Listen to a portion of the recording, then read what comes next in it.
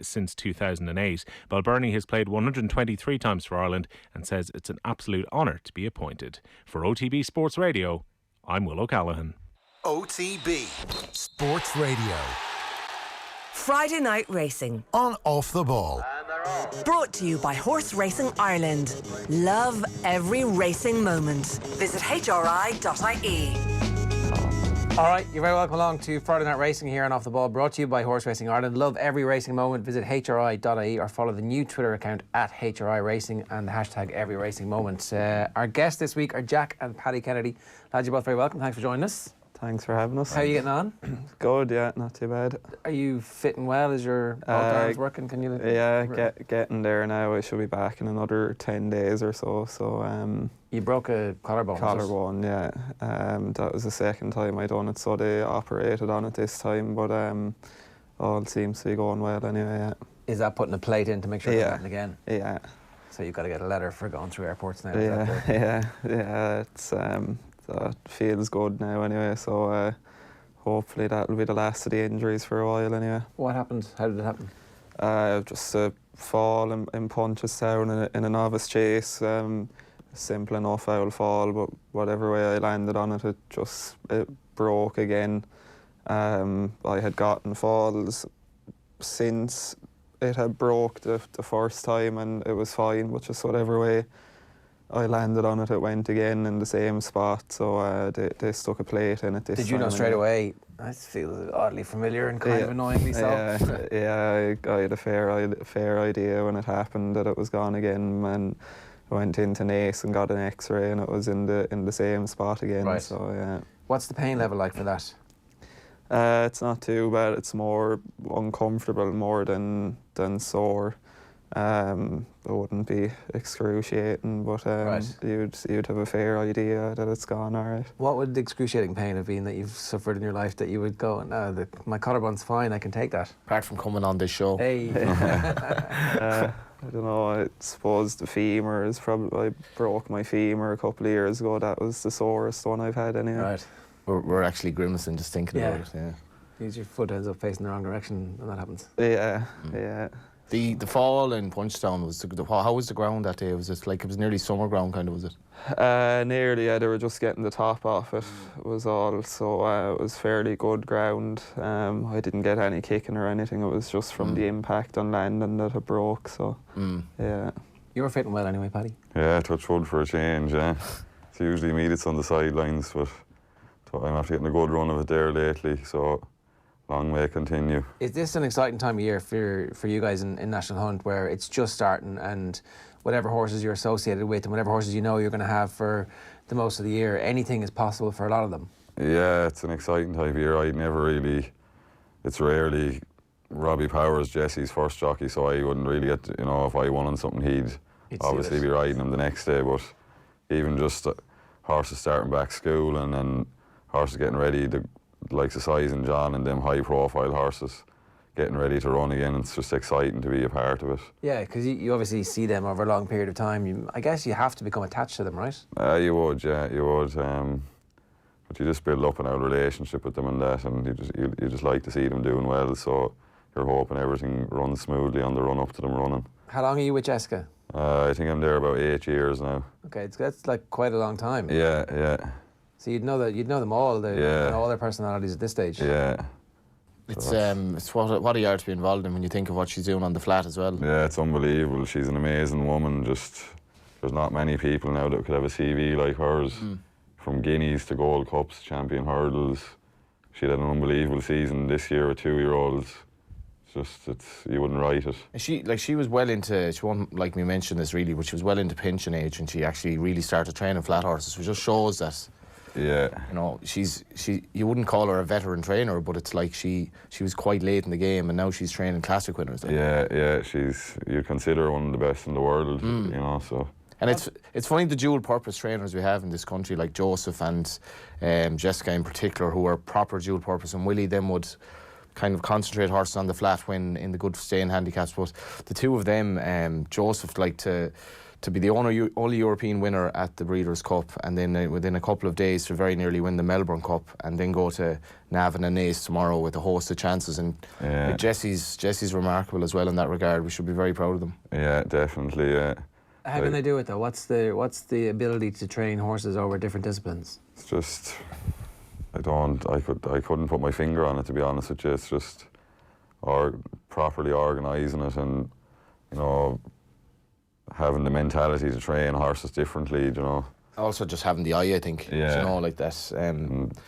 Like a lot of trainers would say there isn't a great deal of difference. Like, you get the horses fit and obviously you work them faster or whatever, but she's a remarkable horsewoman. Like, I don't know how you found her, like, but how did you even get the job there? How did that work? It ended up, I ended up there by accident. I was in Desi Uses and I broke my collarbone.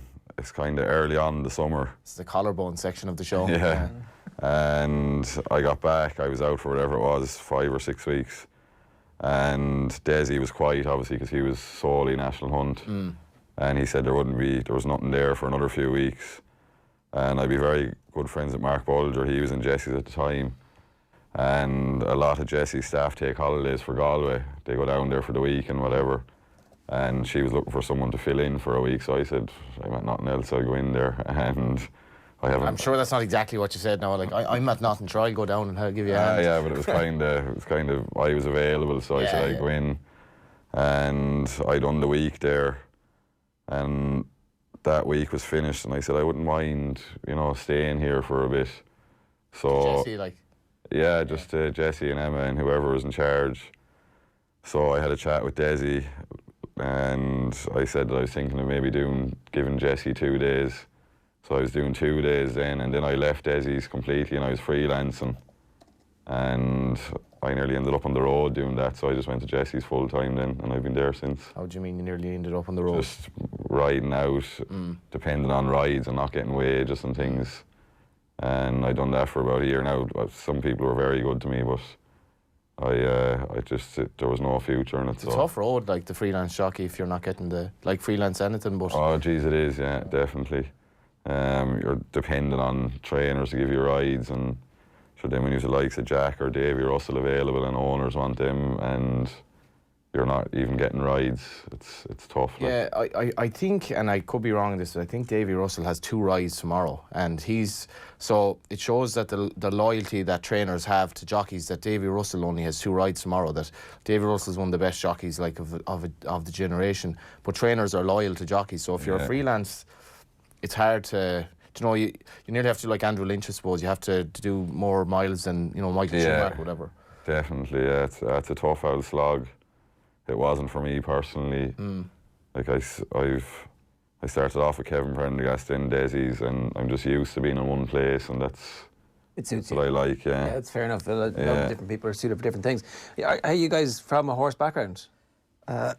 Not really. Our parents weren't into horses or anything. It was our eldest brother, Michael, and then Paddy that would have got me into it, but I suppose it was probably Mikey that got you into it. Yeah, I have a vague memory of our grandfather died when I was very young, but I have a vague memory of him taking myself and Michael off there was a pony on the farm called Snowy, and we'd be on it together.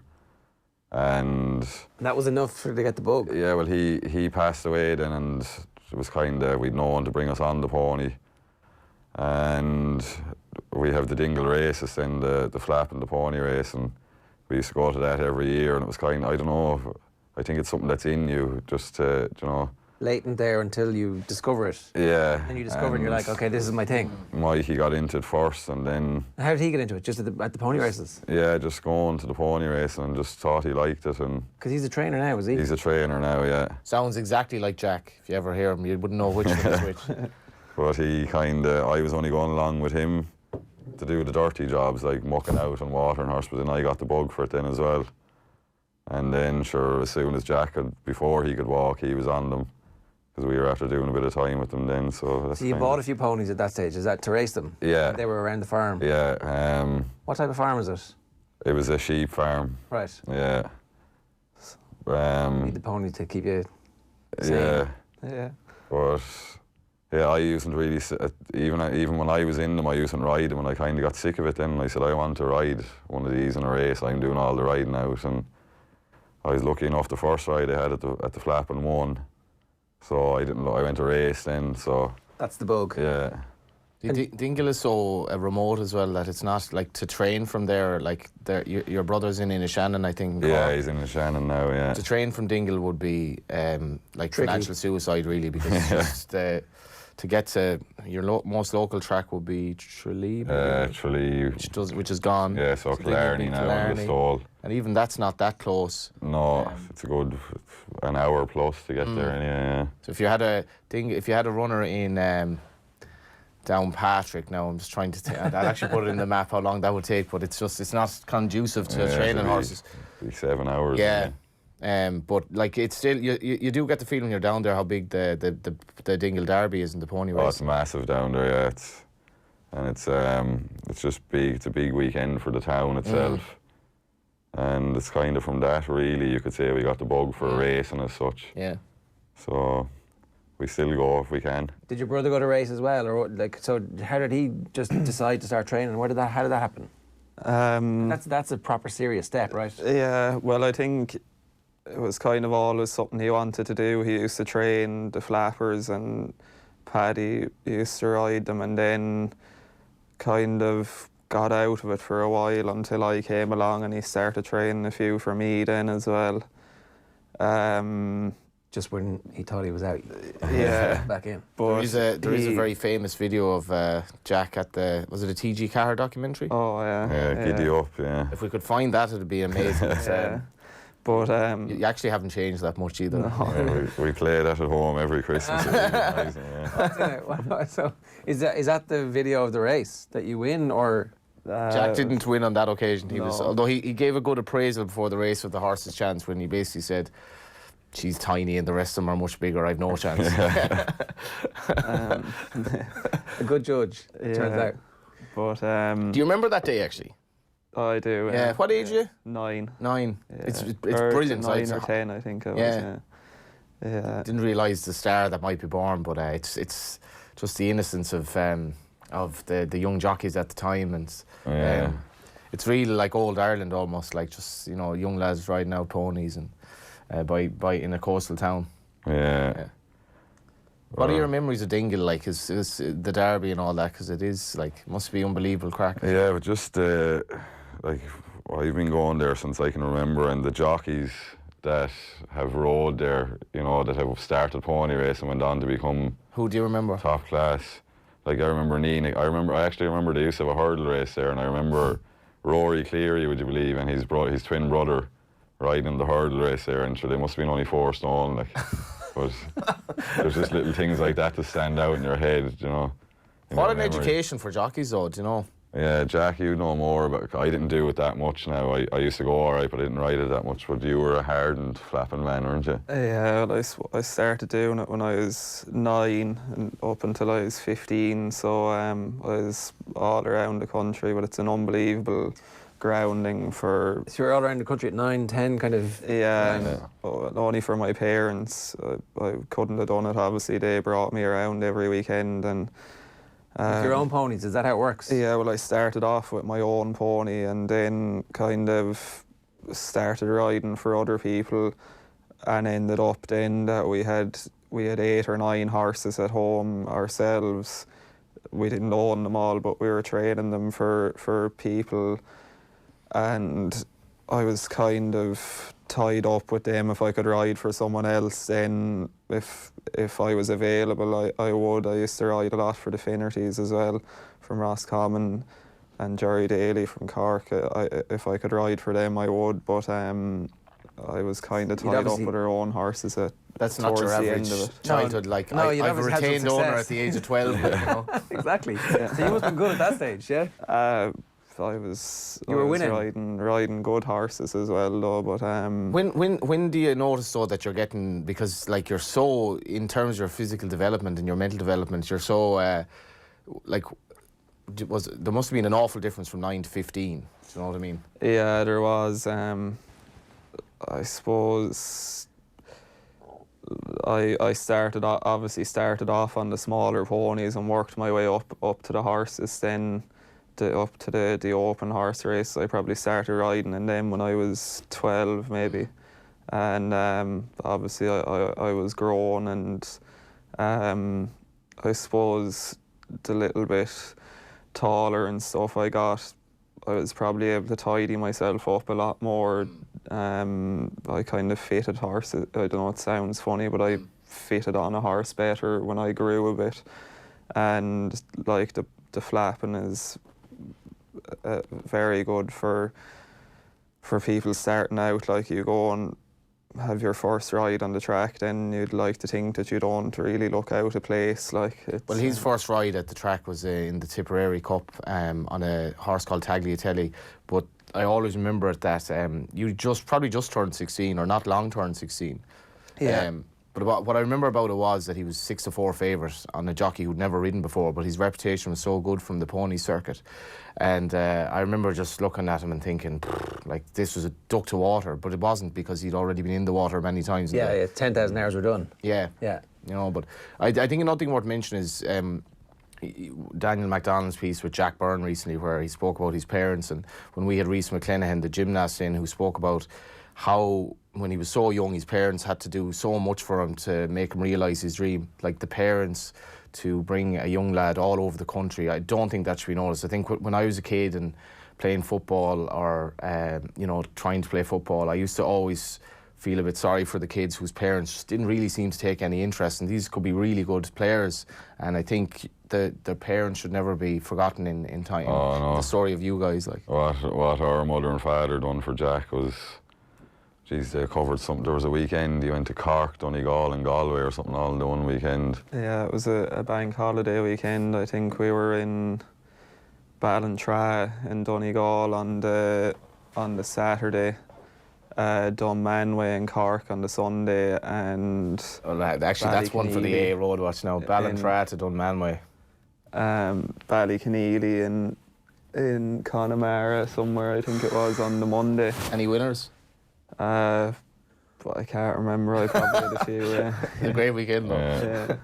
But like, you're not doing it for profit. There's no money in it. Like, It was an education. Yeah, it's just Jack wants to be a jockey, and this is what he wants to do now. So if he needs to be brought there, we'll bring him there, and if he needs to be brought. It's just, but it is your parents. Like, if your parents took no interest in you, or had their own issues going on, and sort of let the kids to themselves, like, they probably wouldn't be sitting here today, you know. Yeah. You wouldn't have this dodgy collarbone either, having said that. But I definitely think that's something that, you know, it was that great piece that Shane Keegan wrote recently as well, where he was talking about being, he actually wrote a piece earlier in the year, but he was talking about being at a game and trying to spot the parents of the kids and how they behave, and he found like that the best player on the pitch, he couldn't spot his dad because he was just quiet in the corner, and I think it's so important in your development as a young kid. Like, yeah, once you're not forced and just let it happen naturally. Support it. Yeah. So you wanted to be a jockey from fairly early on, then that was quite clear. Yeah, I remember. I think I'd say I was only 4. I remember on and on to my parents about going getting riding lessons, and they said, "Oh, we'll go next week." They kept putting it off. They thought it was a phase I was going through, but I kept on to them anyway and got them eventually. I remember before Jack had ever ridden a horse or owned a horse, it was coming up to Christmas, and Mum and Dad asked him, "What do you want off Santi?" And he said he wanted a set of blinkers. So we were saying, what do you want? Like, you've nothing to put the blinkers on. I'll put them on myself. And he used to make little jumps in the hallway at home, and he'd just be dreaming. He was in the Grand National, he'd be up and down the hall like a shot, jumping these little jumps. And it's pretty amazing that comes true then, isn't it? Yeah. Yeah, I'm sure I've had an awful lot of help along the way.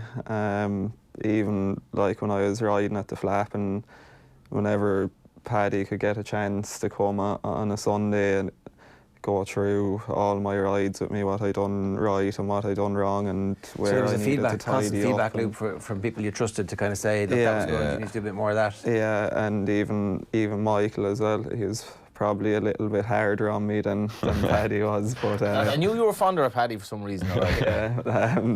No, he was he was a great help as well. I was going to ask about that dynamic because I know my kids kill each other over nothing. So here you guys are talking about like winning and losing of races, which is important that you've all travelled the country for. So how was that dynamic? Was it? Yeah, I'm sure it's grand now that you're grown up, but like as kids, was it? There was a lot of fights. Like Mikey was very tough, but it would like now today it stands to you the way he, you know what I mean, because you don't go through life with people mollycoddling you, do you know what I mean? So I suppose you could really thank him for being able to take a bollock, and he's got plenty of them off him. Yeah. Yeah, that's important as well. Yeah. Like it's, I have to say, in fairness, since I've known Jack, which isn't that long, Paddy is almost always there, like as his guide, like because Jack came onto the scene so young that, and I think without knowing an awful lot about it, I think Paddy's had a huge role in keeping Jack round as well, because Jack hit the top very, very soon, and it's dangerous, I think, as a young jockey as well to. I think in any profession, when everything happens very easily to you at a very young age with a long career ahead of you, you can become complacent and think, well, this is always going to be like that, and it's not. No, you're exactly what you said. Like Paddy was always been there, and obviously I've seen him go through the whole process, and has probably been. Things were a lot harder for him than they were for me, so I know the way things can be as well. Like so. Also with Gordon Elliott, like there's no airs or graces in that yard whatsoever, you know, and everyone mucks out everyone, and I'd say it's a great place to, you know, you might be Jack Kennedy, but you're just anyone else, like. Yeah, exactly. That's it. So I was going to say there, Gordon has played a massive, not like. Everyone thinks it's great, he's riding this for Gordon, and Gordon's good to him for giving him rides, but there was more to what Gordon done for him. When he went up there first, he lived with him in the house. Gordon took him into his own house, and Gordon's mother done his washing and cooked his dinners, and like Gordon has played a massive role. And then I know obviously you have to be able to ride, but Gordon put his neck in his line, or on the line. I think he were only 16 and he'd 5 rides in Cheltenham or something. That's massive for any trainer to say, oh, Jack's going to ride this. It's kind of like, if you want to look at a comparison, Gavin Bazuna for Shamrock Rovers getting his debut at 16, and Stephen Bradley throwing him straight into games and giving him a game in Europe in his 5th or 6th start, and kind of putting them in at the deep end because knowing that they were good enough. Yeah. Did he make you watch Home and Away every day, or? I used to watch it anyway. Actually, that's even worse. Yeah, Gordon may be many things, but his taste in TV. Is he Home and Away addict? Home and Away is his biggest, favourite show. Yeah, and Jack has finally admitted on national radio that he was actually a fan as well. Yeah, I still watch it. It's good to have those comforts. Did you ever at any point feel overawed, or was it like you didn't know enough at the time because you were like, oh, this is what it's like, or this is my. Do you know what I mean? Like now, in retrospect, if you were to go back and go, Jesus. I don't know really, to be honest. I don't think it came naturally enough. Yeah, I'm not really the type of person that'd get too wound up about anything. Wouldn't have thought that. No. Would not have thought that. Yeah. Very excitable character, our Jack. What about the big days? Like, what about the big days at Cheltenham? Do you notice the fact that the horses are a little bit more on edge because there's 100,000 people in the stands? It's different, yeah, but I enjoy the big days. I think when there's a little bit of pressure on you, it's a good thing. So yeah, I don't get too worried about them. But enjoying them is actually a great thing, because a lot of people don't enjoy that. Certainly they get a bit tense, you know, in every sport. And we see this in every sport, that the big occasions gets to great teams, like loads of great teams have choked. Penalty takers shouldn't miss penalties, but they do because of pressure. Loads of great individuals have choked. But to be able to enjoy the big things and notice this is a bigger thing, I'm going to actually enjoy it, that's a bit of a gift. Yeah, I don't know, I think it's just the way I am. There's nothing that I do or anything that's different, but it's just the way I am. And what do you remember now from your 5.5 years as a professional? What are the individual occasions, or do you remember any of them as individual occasions at all? I do, obviously. Like the winners in Cheltenham, they're unbelievable, and 2 winners in Aintree last year.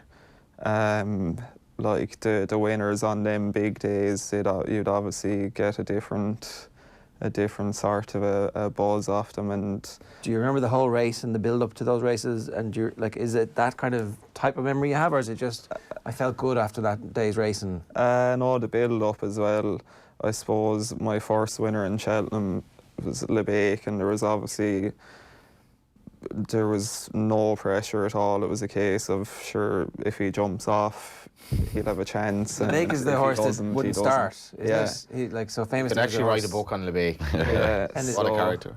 Yeah, is it Nick English tells the story about trying to back him in running and the phone having no coverage and watching as Lebeek is streaking off. Well, there's maybe shouldn't necessarily mention this because it's not really the way you should be betting, but there was a big swell of people who the bookmaker will generally allow you in a hurdle or a jumps race because it's 2 miles, so it's 4 minutes minimum really, and they want to take late bets because the late bets are generally bets that are put on without too much thinking, or there was a humming and hawing. Yeah, sure, grand, I'll put a tenner on the favourite. But with Lebeek's chance, like, he literally had about a 33% chance of jumping off. So he was about like 40 to 1, we'll say. But once he jumped off, he was effectively now a 10 to 1 chance. So people went up to the counter, Lebeek, SP or whatever. You get SP but it was 25 to 1 on a horse that was effectively a lot shorter, and he won like an odds-on shot, and he beat Mellon, who's making his chase debut this weekend. Yeah, but I knew, like, if he did jump off, I had a fair chance, but I suppose it was 50-50 whether he would or not. So what are your excitement levels when he does jump off then? Like, also he's a strong traveller. Like, yeah, your horse give you a great feel, I'd say. Yeah, I remember it was kind of relief. I said, right, I've a chance here now, and he done the job anyway. But then the year after, I suppose I went there with kind of more high profile rides. There was pressure, there was added pressure with them, but I had a great year that year, so yeah, they're the best days, obviously. Yeah. The days are when there is a bit of pressure and it pays off. They're the best. Yeah. Because there's been so much work to get to a point where you have the good horse and the expectation. Yeah. With Sam Crow as well, because people have been talking about him for whatever, like a year at that stage. He was so, like, there's an awful lot of money on a horse like that. In fairness, he's an odds-on favourite, and Jack's riding him, and it's kind of a, if not a lose-lose situation, there is a lot of pressure. You're just expected to deliver. Yeah, that's it. Everyone's watching you, but at the end of the day, it's a horse race, and they're not machines. Yeah. Things can go wrong, so that's the way I'd look at it anyway. It doesn't, the pressure wouldn't really affect me that much. Would it bother you, Paddy, if he were riding in, obviously you've ridden big races as well, but if he's riding the likes of Sam Crow, would you be particularly worried that? Not really, because I know him all my life, and I know the way he approaches things, and he's just laid back about it.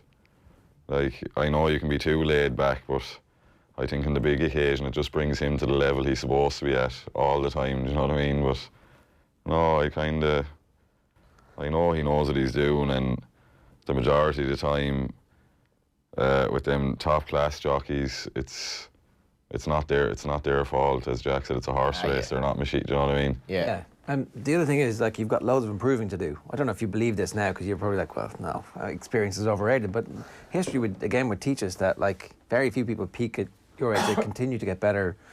They layer on new information and knowledge and tactics and all that kind of stuff, and just an understanding of how everybody else in the field is working. Yeah, exactly. Like, I obviously know I've a lot of improving to do, and you never stop learning. So how do you learn? Like, as a jockey, what is it about? Is it like studying form of other horses? Is it watching for tells from other jockeys about when they're going to go? What is it you're looking for?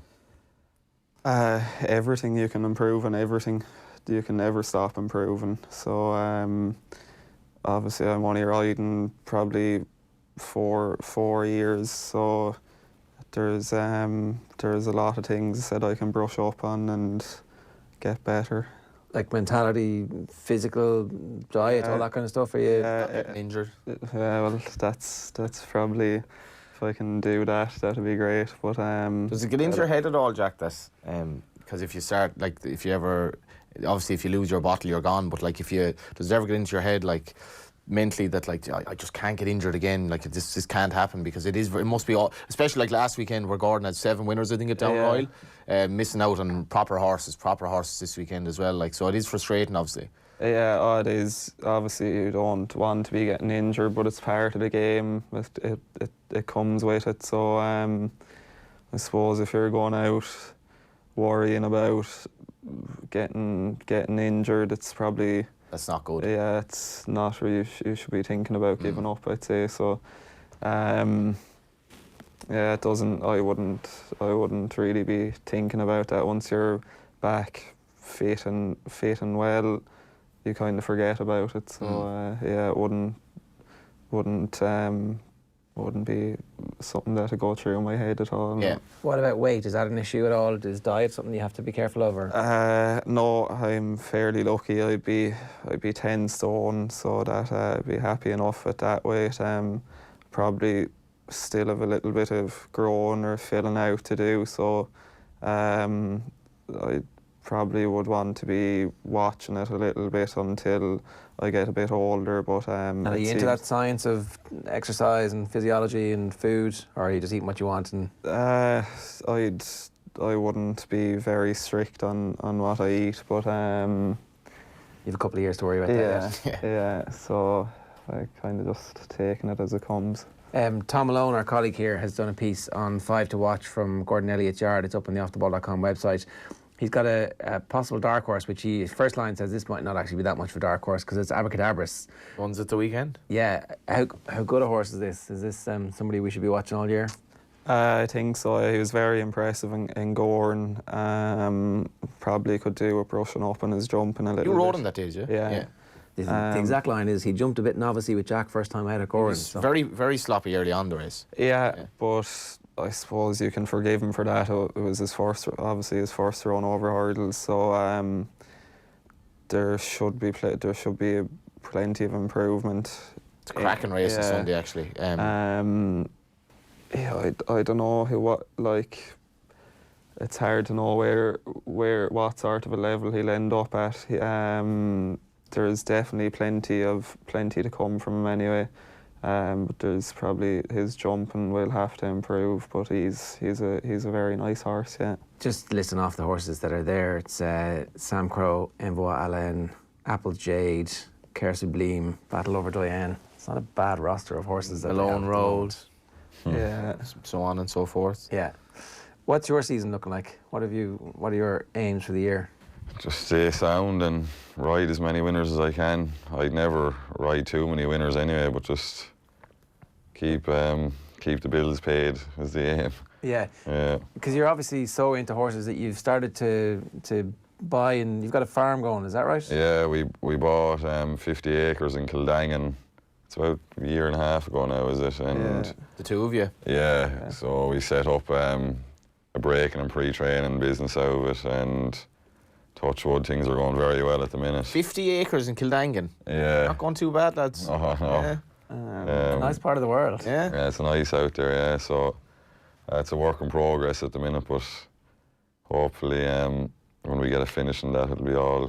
Is there going to be another brotherly rivalry in the trainer ranks like Donnacha and Joseph? I don't think I'd go down that route unless you think about it. Yeah, that's not something that I've thought of yet, but I wouldn't rule it out either. Obviously, going to focus on the riding, obviously, for the next hopefully another time. Yeah. But it's nice to have something there that we can have set up for when the day does come. We're finished riding, that we have something they there. They sound like a kind of a married couple talking about their pension plans. Like, just so have something to look back on. We've been very lucky now from the day we opened the gate. Jesse has supported us and gave us some nice stock to break, and Gordon has given us a couple of owners that have given us horses as well. That's to go class, to different yards. So it's obviously them paying back the the service that they've had from you guys as Yeah, so, Helping out some as colleagues. helping out people Yeah. starting off. yeah, so we just try and provide a good business, and hopefully the reports they've been good so far. So hopefully they'll stay I want to good. give the Kennedys a bad name. No, Come here, though. Like that means you've no downtime ever. You've like you grow up in a farm, so you realise that like farmers are working all the time, and then as soon as you get jobs where you might be like, oh, I might have a few weeks off here, you're like, no, I'm gonna straight into breaking horses in the off season. we'll be old enough at the one stage that we won't be able to do much anyway. So you might as well make hay when the sun shines, as the fella Fair says. point. Yeah, that's a fair point. Well, best of luck with it. Yeah, thanks. What's your ambition for the year? Is there like specific races that you target now when you know you've got these horses that, and do you think about them this far out, or are you like, look, I just want to, I know if I get fit and we look after the horses, everything will look after itself? I'll try and stay in one piece is the main thing, and there's plenty of nice horses to look forward to. I would never really set any targets, because I think you're setting yourself up for disappointment then. But Every ride at a time, like. yeah, I just take it day by day, and But when the horses are this good, like that's a legitimate thing to say, because you know if you're fit and they're fit, you're in contention. yeah. Obviously, it's exciting, but I wouldn't. Is champion jockey something that you want to chase at some point in your career, that you kind of feel like, you know, chasing the number of winners is something that you want to do with? Yeah, definitely. But I think that ship has probably sailed now for this year, unless something miracle happens. But it's definitely something obviously every jockey wants to be champion one day. So Yeah, you've got the armoury to do it though at some point. yeah. Hopefully, touch wood, once we once everything stays the way it is, hopefully it might happen sometime. Yeah. Yeah. Sorry, Jared. Go on, yeah.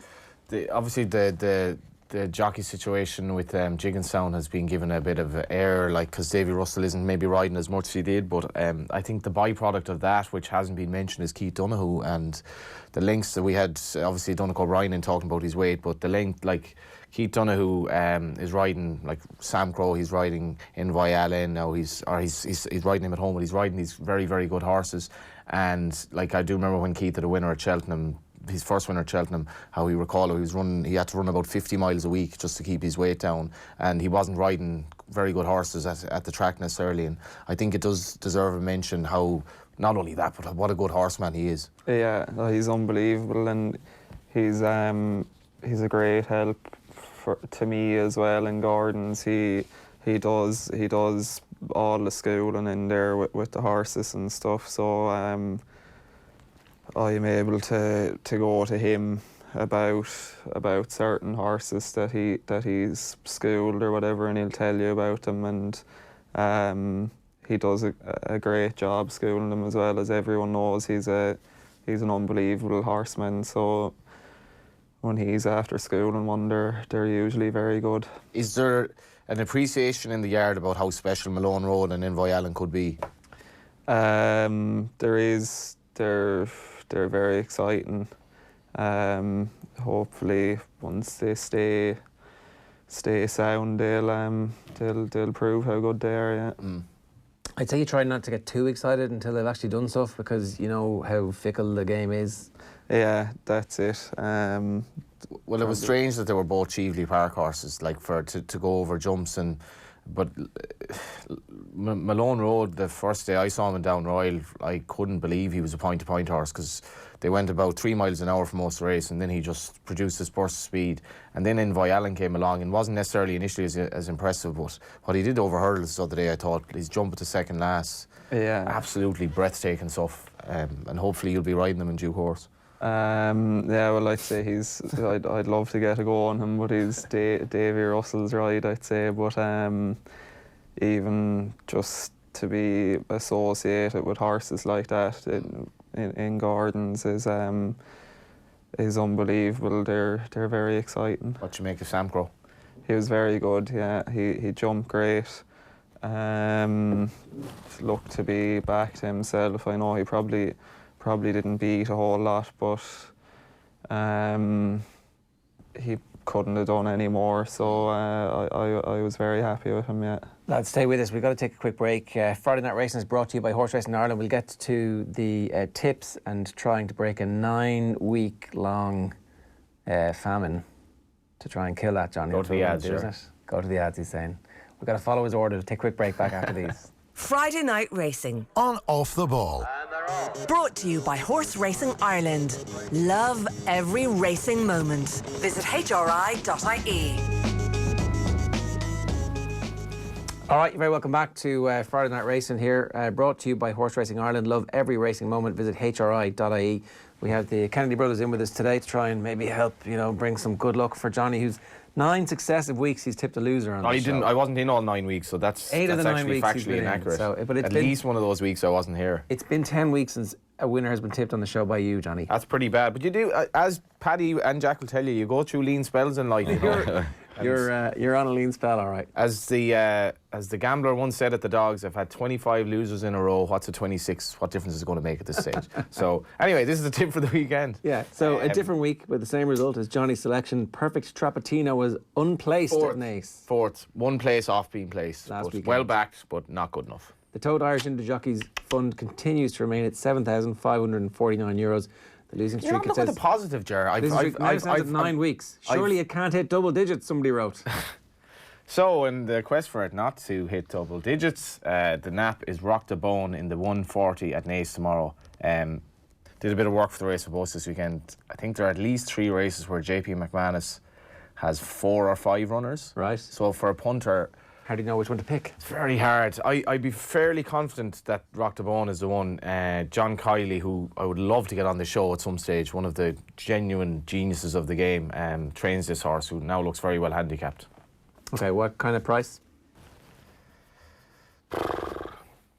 Hopefully shorter than what he'd be in the morning, but I think he could be 6 to 1. Okay, and you're backing this to win or each way? When you're in, when things are going bad, let's be aggressive. Win. All right, Yeah, okay. all in. So, a reminder, the jumps action really starting to ramp up. Plenty of stars on show this weekend. The action will come from Naas tomorrow. On Sunday, it's the Tote Fortria Chase, the highlight of a high-class card from Navan. And a reminder, Tote customers can enjoy free tickets to Thurles for their meeting on Thursday, the 21st of November. See thetote.com for details. So, are we going to talk about some of these races at... We can. November is obviously a very depressing month. The clocks have gone back. The weather on Monday was probably the worst weather we've had nearly all year. I was speaking to Donnacha O'Brien for a piece yesterday. I was looking out the window. It was so miserable, and he was in Sandy Lane in Barbados in 30 degrees.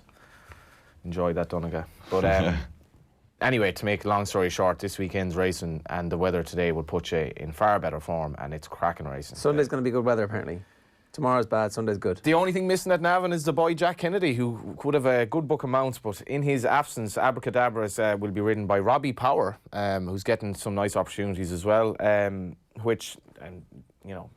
Jack's not going to comment on this, but the fact that Robbie Power is riding horses that, David Russell could presumably be riding will only add to the whole intrigue about why David Russell isn't riding all these horses. And Eddie O'Leary's like, we don't have a retained jockey. I don't know what the fuss is about.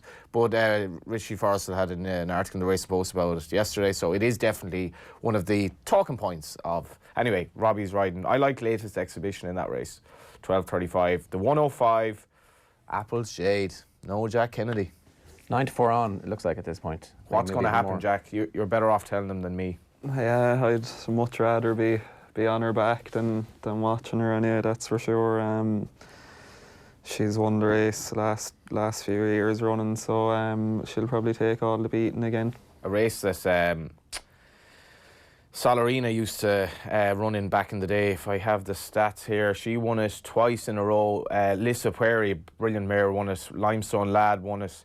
Valor La Vedette, Apple's Jade the last twice. Arctic Fire, proper race. And this one looks between Apple's Jade and Bacardi's, who definitely isn't without a chance. And the other graded race to mention is the Fortria Chase, in which... Hardline is representative of Gordon. Aplutar is very interesting for Rachel Blackmore and Henry de Bromhead. Henry's form at the moment is absolutely sensational. He's just keeps going up in the estimation of punters and everyone, I think. But this horse is getting, considering like he's nearly 6, he's 6 years of age in less than 2 months. He's getting Aplutar, yeah. So he's getting a 5-year-old allowance, which is probably nearly a little bit questionable because he's not fully developed, obviously, but he's getting £8 off Duke de Geneva and Hardline. Now they were among the novices last season. Duke de Geneva obviously won at Cheltenham. I don't think he won much of a race, to be honest. So I think Aplutar, who also won at Cheltenham, has a massive chance. That's a small field, but a great race. Like the 5 runners there, Ballyosheen, proper good horse. Dr. Phoenix rated 145, good horse in his day. Hardline, he's a bit of like a typical Arcadio kind of strong travelling horse. Duke de Geneva, proper 162 rated. It's very, very good renewal of the race, and obviously 3 of them second season novices, really adding to the intrigue. But I think Aplutar will be very popular. Paddy, give us some horses that we might not know about in the yard that you think we should be looking forward to hearing. There's a horse there that I like an awful lot. I have from the day he came into the yard. The Size and Potsy is his name. He won a bumper in Leopardstown first time out. He went a bit weak after that, but still ran well in the sales, bumper in Fairy House. He ran over hurdles last year in Gore, and he ran poor, but there was an issue with his back, and he seems to be back right now. He should be running kind of Christmas or just after it. Size and Potsy. And where do you think, where's the potential final pointer? I just think he's very, very good. He's a potential Grade 1 horse, I think. Okay, right. This is why we got them on the show. Yeah, I'd say Sarah's already foregone any consideration for the listeners, and he's just thinking, remember the name. We can listen back on podcast, of course, on the Go Loud app. It's a perfect way for everybody to get the information back afterwards. Absolutely, and regurgitate it and remember these horses for the future. Yeah. So I like him, and there's another horse there. He won a pint of pine for Peter Fahey. Gold Dubois is his name. I think he could be very good as well. Proper trainer. Peter Fahey, yeah, he's shrewd, yeah. Nice fella as well. Yeah, Jesse's got a lot of nice horses, young horses coming through now, and I know it's a like which of your children is the favourite kind of this time of the year, for especially before they've all kind of got out and seen them. What about you, Jack? Is there anything else in the yard? I mean, come on, Jack. None of this dancing around the bush now. Give us something. Like it was a stable full of stars. Tom gave us the dark horse Abracadabras, and I just looked there and the price is like 6 to 4 on. I'm like, come on. Yeah. I think Fury-Road, he won a maiden hurdle in Down Royal last week. I think he could be an exciting one going forward. He won very well, so that nearly went under the radar because it was such a big weekend. Yeah. He was absolutely brilliant. Eddie O'Leary gave me him as his Christmas nap last year, and I remember I was having a bad day, and he ran the bumper, and it was like 6 to 4 each of 2, him and Horse of Willie's, and both of them flopped. But Fury-Road is a proper good horse. Yeah, he looked to be the last day anyway. He was very impressive. He jumped very well. So Eddie was giving you a nap that flopped. that in fairness, he was right. Johnny. It was kind of right horse, wrong day, if that makes sense, or right horse. I backed him. But anyone else? Not that I can think of off the top of my head. We know Fury-Road's a good horse. Give us something. Young Jigginstown horse, bumper horse. I can't think of anything off the top of my head now. It's a disgrace. You watch Home and Away and you can't give us a. If you can't think of them off the top of your head, they're usually not good. That's a fair point. Yeah. So listen, 10 days, you think you'll be back? Hopefully, yeah, all going well. I must go back to the hospital to Paddy Kenny, and hopefully he'll give me the all clear. Are you doing physio at the moment as well? Yeah, I've plenty of movement in it and stuff, so it's nearly there. It feels good anyway, so hopefully it'll be all go after that, yeah. Well, listen, I hope the area around Kildangan is the new Hyannisport for the Kennedy brothers, and the compound grows and grows. Best of luck with that, and thanks a million for joining us today, lads. Thanks. Some parties there, I'd say, now in the future. No, low profile. We're all going back to Kildangan, no? No, I have a little boy at home now, so my partying days are over. Come on. Yeah. Since beyond his years. I would like to wish you all the best, though, Jack. You've had terrible luck, and thanks. We'll all be the better for having you back on a horse again. No, absolutely. Friday Night Racing and Off the Ball brought to you by Horse Racing Ireland. Love every racing moment. Visit hri.ie. Indeed, if you missed any of today's show, It's all available for you on youtube.com/Off the Ball. You can get it through HRI as well. And of course, on the Off the Ball website, and the Go Loud app is the best place to listen back to the podcast. Friday Night Racing brought to you every Friday afternoon at 3 o'clock on all of our social channels, and then of course repeated on the radio on News Talk every Friday evening from 8. We'll see you next week. Good luck.